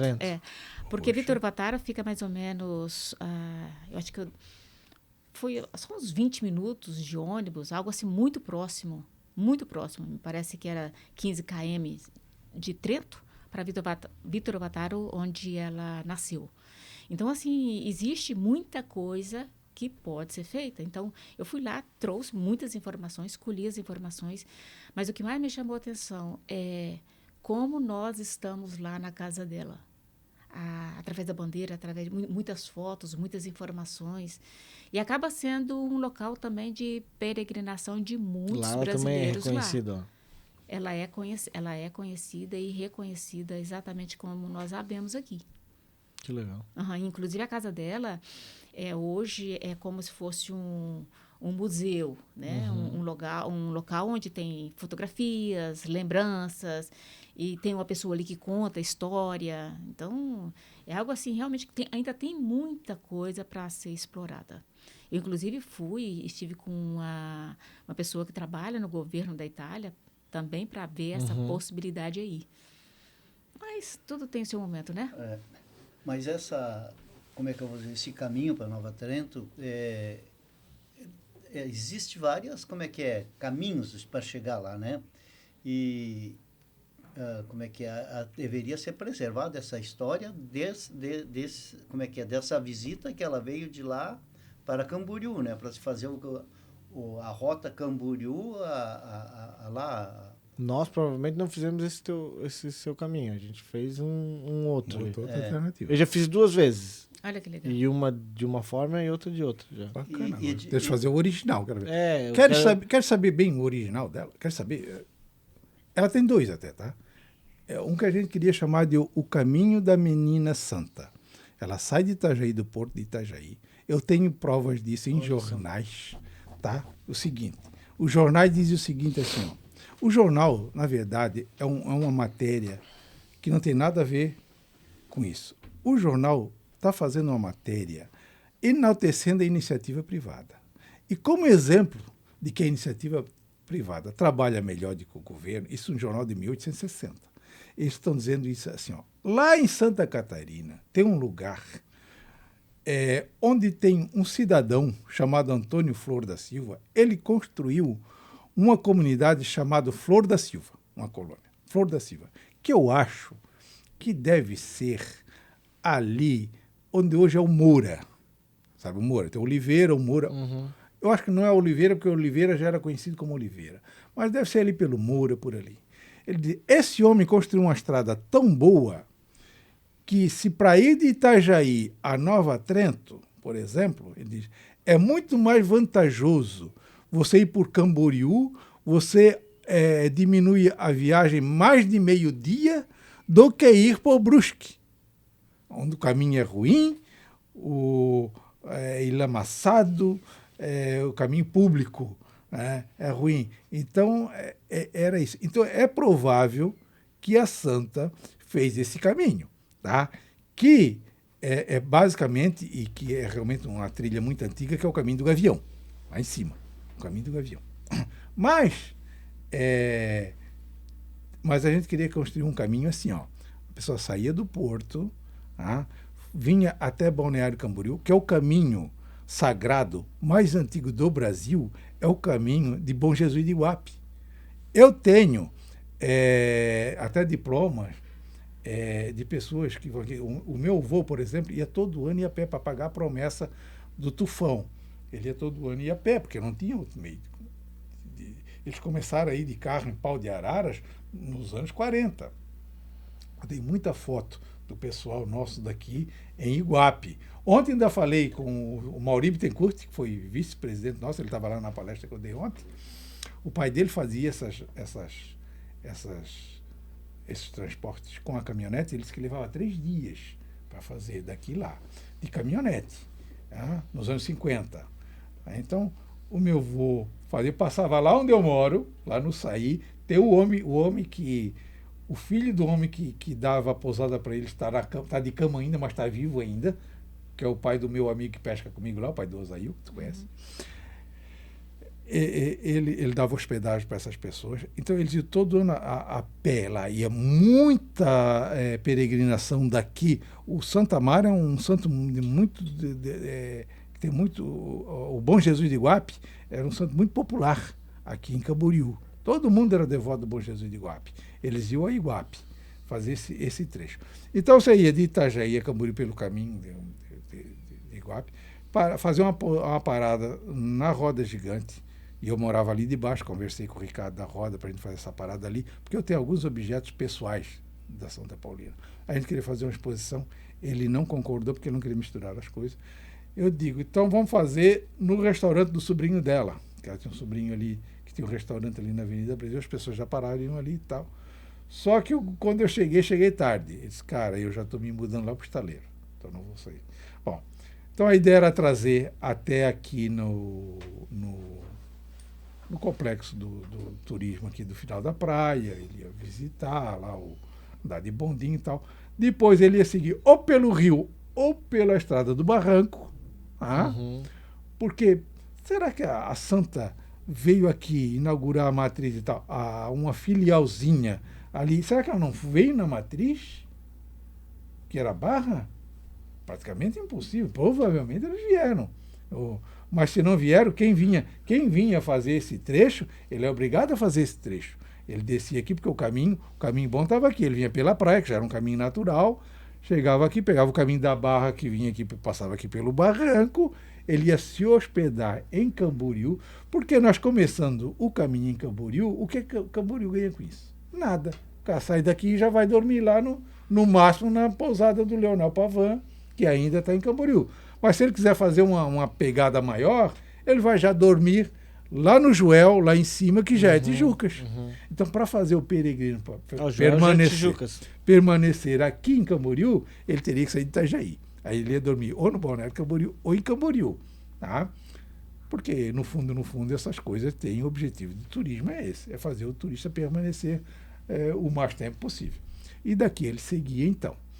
Mas então, esse era o nosso roteiro, que nós queríamos estender o roteiro, porque o roteiro sai daqui. Que daí é pelo Joel lá e saía então, em Tijucas. O roteiro sai daqui da Casa Paroquial, onde ela ficou hospedada, ali na Casa Paroquial, aquela casa bonita ali, aquela mansão do Antônio Maria, que era o superintendente na época, era um homem muito rico, português muito rico.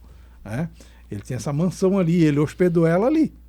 Ela e o padre e toda a cúpula. Ficou hospedada ali. Isso está no relatório. Tá? E quantos dias eles ficaram, não diz. Tá?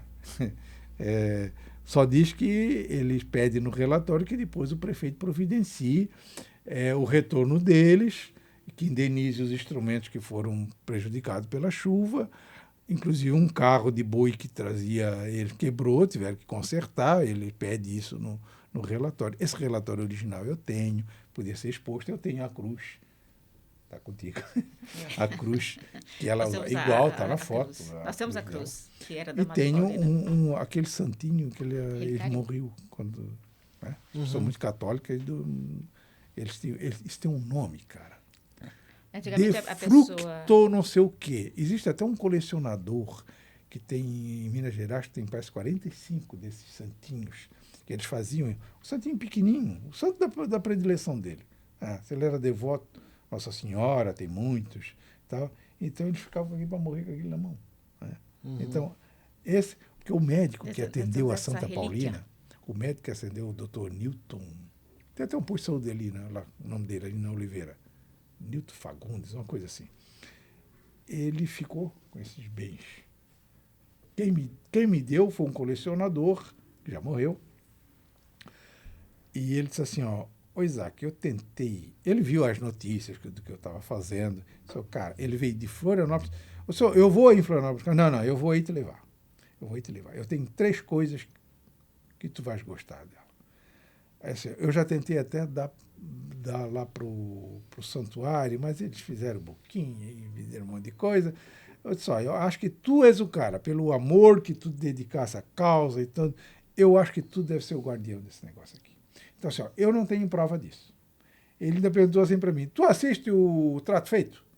Tu viste que quando o cara não tem a prova de que ele não vale nada, pode ser o que for? Então é isso aqui, eu não tenho a prova. Tá? Eu não tenho nenhum documento. Mas o doutor Newton, que atendeu ela ficou com esses bens. Ele morreu.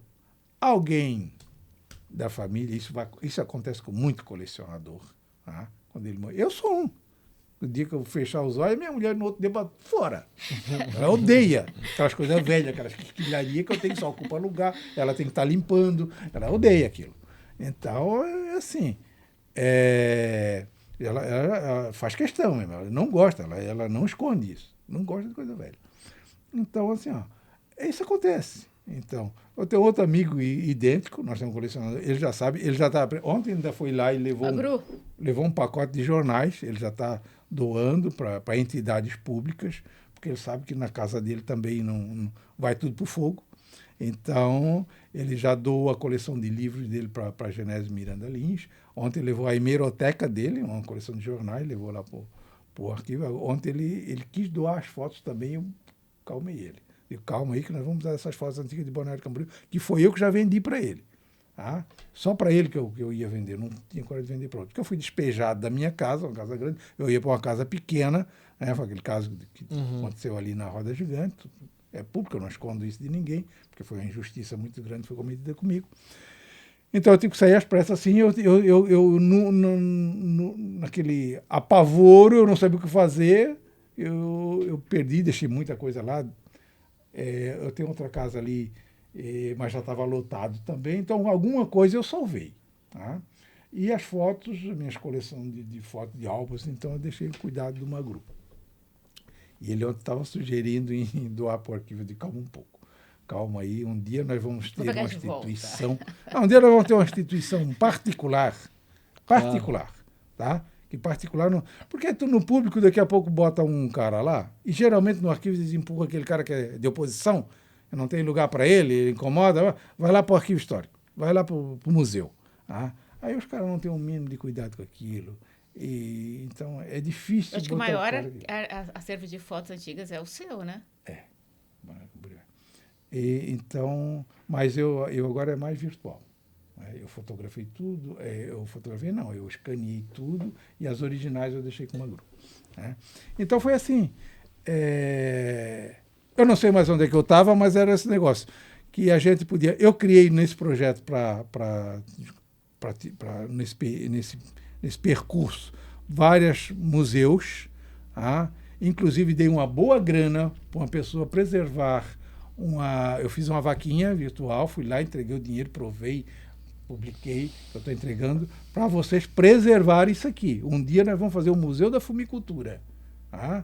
São duas torres para vocês contarem a história disso, vocês vão receber pessoas, elas receberam várias pessoas, ela servia comida, ela ganhou um dinheirinho legal, que esse é o objetivo do caminho. Está lá, fiz uma vaquinha, está aqui para vocês começar. Pega um contador, começa a fazer a coisa legal, depois eu ajudo vocês a buscar dinheiro em projetos por aí, mas parece que a coisa morreu por ali. Mas tinha outros lugares, fazer outras exposições, porque são atrativos para o caminho, que faz o cara perder, faz o turista perder mais tempo, quer dizer, gastar mais tempo, né? Porque o turista tem aquela teoria, né, que ele quer ver tudo no mínimo de tempo, gastando o mínimo possível em menos tempo possível. Então nós temos que aumentar a presença dele mais tempo, nós temos que fazer ele gastar mais. Enfim, com atrativos, uma coisa que ele queira ficar para ver. Então, durante o caminho, é um projeto grande, bonito, maravilhoso. E quando a história encontra com a realidade, né, as coisas começam a realmente acontecer. Então, o primeiro passo foi dado, o caminho está aí, né? A semente foi plantada, quem sabe um dia. E as relíquias estão guardadas também para Então, a gente queria até fazer um lugar para exposição. Quem sabe por aqui, né? Aqui no passeio a gente tem pode a previsão fazer de ter uma exposição. Eu tenho essa carta original, tenho essa cruz, tenho o santinho. É um Santo Antônio, um padre. No momento eu estou padre sendo a identificou guardiã para da mim. cruz. Que legal. Sou a guardiã da cruz. Mas na verdade o caminho existe, né? E ele está sendo usado, né? Com toda essas dificuldades, com tudo ainda que falta, mas tem muito peregrino. Mas ainda muito legal. É um caminho cultural, ecológico, gastronômico. Você tem umas comidas muito legais ali que você podia explorar. Comida italiana, enfim. O pessoal tem feito muito de bicicleta também, né? Bicicleta, agora, né? O ciclismo. cicloturismo aqui em Camboriú tá Tem, muito forte. tem uns lugares bonitos ainda bem preservados. Dois lugares pelo Como é que menos. chama aquele local que aquele senhor faz vinho artesanal que nós fomos lá? Olha que coisa maravilhosa isso também. O Museu do Vinho poder ser feito. Ainda tem gente com garrafões. Aquele tu fosse comigo lá? O sobrinho da Santa, a família Wiesentheimer, né? Ele fabrica De vinho. forma artesanal. Eu até dei uma dica para ele assim, ó. Se chegar, você experimenta. Ele qual você pode quer, melhorar, pega criar um garrafão, rótulo, tudo mais. Wiesentheimer, ele tem um nome bonito, ele tem um nome bom, né? E ele é muito simpático para atender, muito. Mas muito eu acho que ele ganha bacana. dinheiro do jeito rústico mesmo. Rústico, né? na rusticidade Porque- da coisa. É. Tá? É o que é diferente. Quem hoje faz o vinho naqueles Garrafões grandes. de 100 litros. É bem por exemplo. artesanal, rolha batida com um martelo de pau, garrafa que ele Isso recicla. aí em Nova Trento. No caminho, No da caminho. família Wiesentheimer. Sobrinho, o velho pai dele era sobrinho o nono Wiesentheimer, Attilio Wiesentheimer, o nome dele era. E ele é o pai desse Jefferson, que tinha um restaurante aqui, tá? E é pai do moço que te atendeu lá com o vinho. Mas que horas que já bacana. é? Eu acho que nós já estamos... A gente tá no. Já deu, acho, 1h30 já que a gente tá aqui. Mas antes de encerrar, até pra gente fazer um outro, quem sabe, daqui pra frente, queria que vocês comentassem um pouco sobre o outro livro aqui. O Caminho Mais de São Moço? Tomé. O Pelo São menos Tomé. vamos dar uma pincelada aí sobre a história desse livro aí pra gente encerrar. Eu Muito acho que, bem. que vamos ter que dividir em etapas o nosso de hoje, É. mas outro dia a gente pode fazer um sobre o que eu acho Então. muito interessante. Quando os jesuítas chegaram no Brasil, vamos foram evangelizar resumir, os índios, Muita informação. Resume aí. os índios já conheciam dogmas da igreja, histórias bíblicas e tal. Quem que ensinou isso para vocês? Foi um tal de Tomé, Tumé, Zumé, Zuné, Sumé. E os jesuítas foram investigando, chegaram à conclusão, foram 22 jesuítas, mais vários escritores laicos, que chegaram à conclusão de que realmente São Tomé esteve nas Índias Ocidentais e não nas Índias de lá.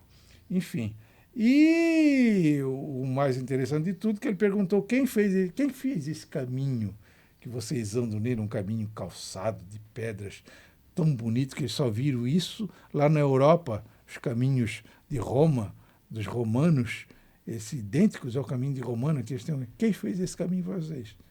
Foi um tal de São Tomé, foi o pai Tomé, né, que fez, nosso pai Tomé que fez. Então, aquilo que eu falei para vocês, que os portugueses mudavam de nome, né, tiravam o nome autóctone para o nome da iconografia católica, o Peabiru já veio no pacote, porque aí um dos jesuítas aqui, o padre Lozano, ele diz assim, o caminho que nós chamamos de caminho de São Tomé, os guaranis chamam de Peabiru. Então, nós resolvemos mais uma vez investir em caminhos sagrados, que está muito em moda, está muito legal. O brasileiro é o segundo, né, maior consumidor do caminho de Santiago de Compostela. O argentino acho que é o terceiro. Acho que é isso. Ou se não é, brasileiro é o terceiro, o argentino é o quarto. Consumidor do caminho de Santiago de Compostela. E está estourando o caminho por aí em qualquer lugar. Mas esse aqui é o caminho testemunhado pelos índios. Os índios não sabem mentir. Eles contam o que realmente viram. Então, é o caminho de fato, né? Se existiu realmente um discípulo de Cristo na América, e que ele veio aqui, é o São Tomé, e tem o caminho dele, uma coisa natural. Então, é um verdadeiro caminho sagrado.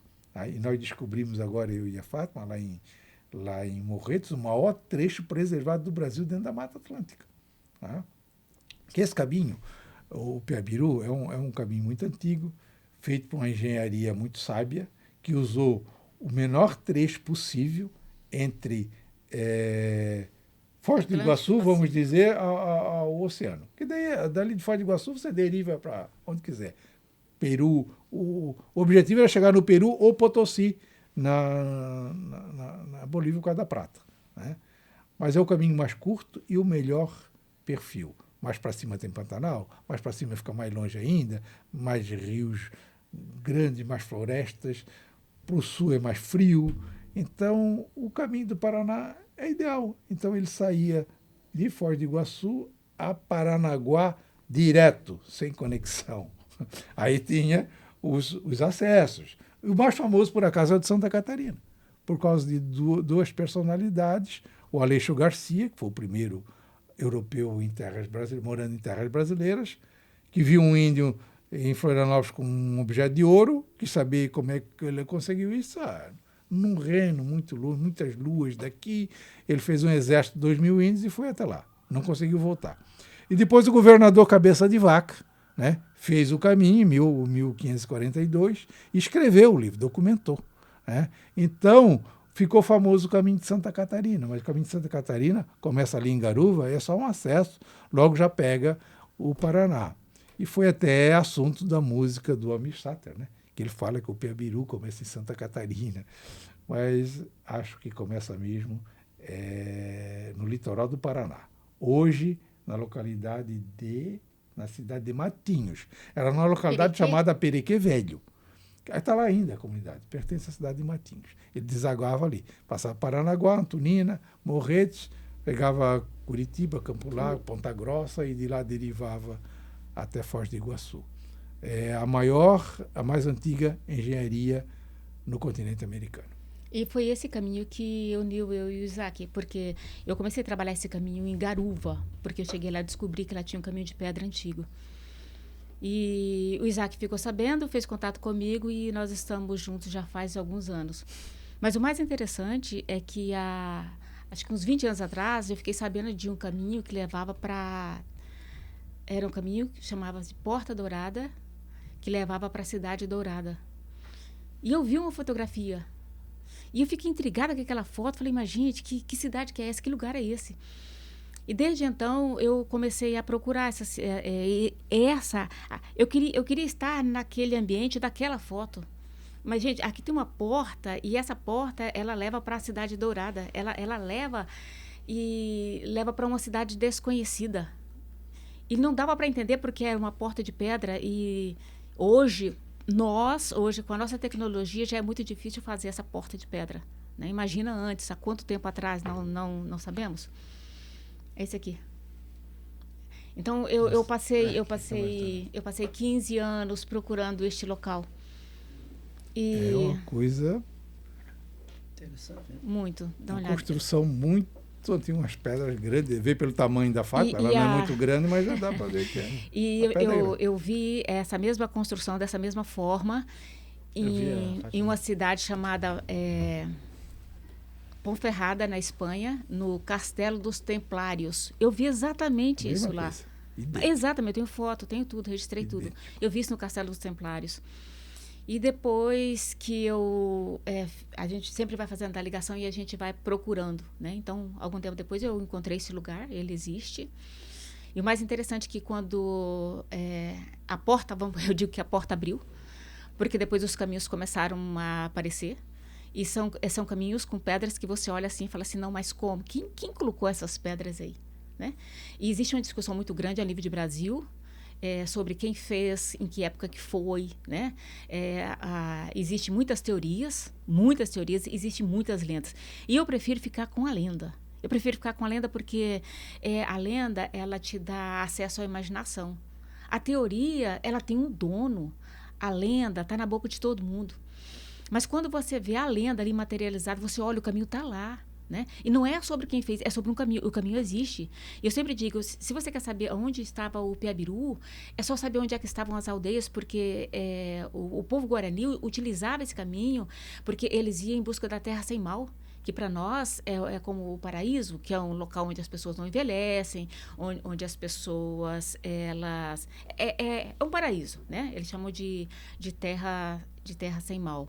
Então, toda essa história, todas essas lendas que tem esse Piabiru, vai trazendo, parece que sabe, com o passado que estava enterrado, parece que agora está abrindo. Então, quanto mais você caminha, e agora nós estamos ali em Morretes, né, um lugar fantástico, porque eu falo que é fantástico porque todos podem ter acesso, todos podem vir. né? A criança ao idoso, porque está o que a 50 metros está a 50 metros da Estrada da Graciosa. E eu fiquei pensando assim, gente, mas se São Tomé esteve no Brasil, quão importante isso é? Se ele realmente veio fazer o ID aqui, isso tem que ser visto de uma outra forma. E por que isso não é falado? Porque o ID é muito importante. Hoje o Brasil é o segundo país de maior número de cristãos no mundo. Então isso tem um peso. Aí que eu falei, bom, a gente precisa materializar. E o ser humano ele precisa ver, né? O ser humano ele precisa ver. E aí eu fui atrás de um artista em Joinville, um dos melhores do Brasil, um escultor. E eu falei, Wilson Meyer é o nome dele. Até se um dia vocês quiserem fazer uma obra, eu indico ele. Fantástico. Wilson, eu quero fazer a imagem do São Tomé. E eu quero colocar essa imagem em um local onde as pessoas possam entender como é que é isso, né? Não é sobre o santo em si, mas é sobre o Tomé e sobre essa história, que ela pode ser real, porque 22 jesuítas falam a mesma história, sem um ter conversado com o outro. Ele ficou 22 dias no arquivo do Rio de Janeiro pesquisando sobre isso. Então, peraí, está escrito, né? Inclusive, todo o livro dele, todo o livro tem citações. Aí eu fiquei pensando assim, eu acho que não existe nada mais nobre no mundo do que você honrar a pessoa em vida. Eu falei, Wilson, eu quero que você faça essa escultura, essa estátua com o rosto de Isaac. Por quê? Porque quando ele me procurou, ele falou assim, Fátima, eu escrevi um livro sobre São Tomé. Você está trabalhando o caminho aí, ó. Esse caminho, antes de ser chamado de Piabiru, ele era chamado de Caminho de São Tomé. Aí eu falei, opa, né? Então, assim, a gente uniu o entendimento. E o Wilson fez essa escultura tem mais ou menos 1,90 m, e ela vai ser colocada lá na Estrada da Graciosa, do lado ali do caminho de São Tomé.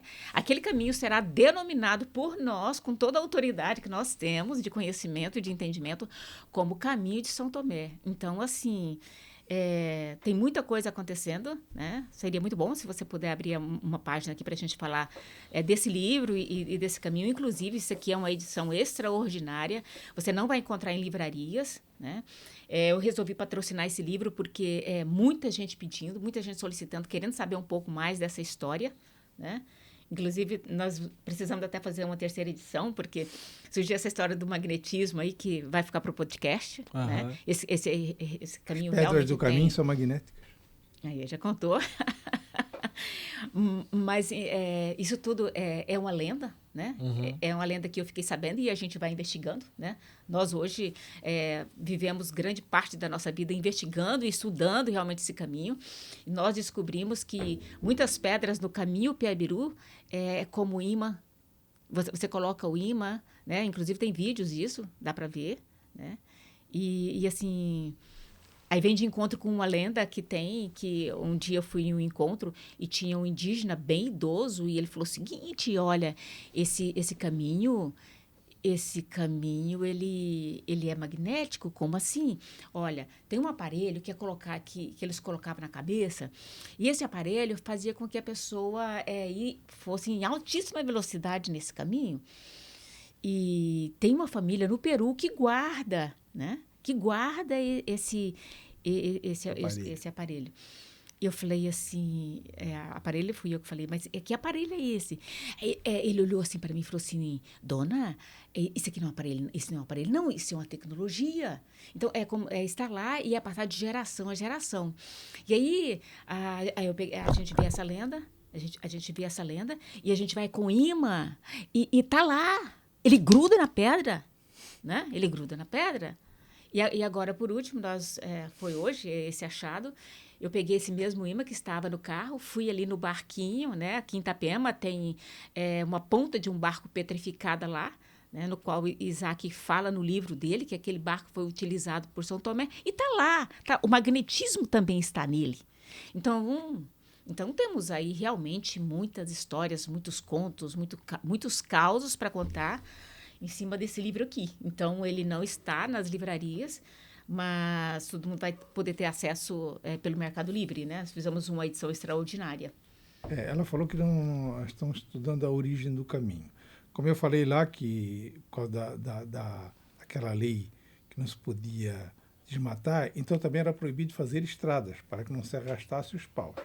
Com a independência, foi permitido, então, construir essas estradas. Eles pegaram esses caminhos e foram melhorando esse caminho.